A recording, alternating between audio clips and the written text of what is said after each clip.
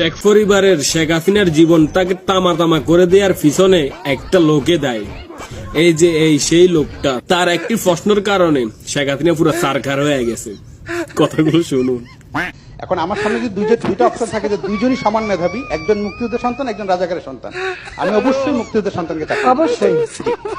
তার মানে কি মুক্তিযুদ্ধের সন্তান নাতিপুতিরা কেউ মেধাবী না, যত রাজাকারের বাচ্চারা নাতিপুতি হলো মেধাবী, তাই না? ভাই তোরা একটা কথা কই, তুই আর জীবনে কোনো জায়গায় কাউকে কোনো প্রশ্ন করিস না। তোরা এক প্রশ্নের কারণে বাংলাদেশ পুরা ওলট পালট হয়ে গেছে।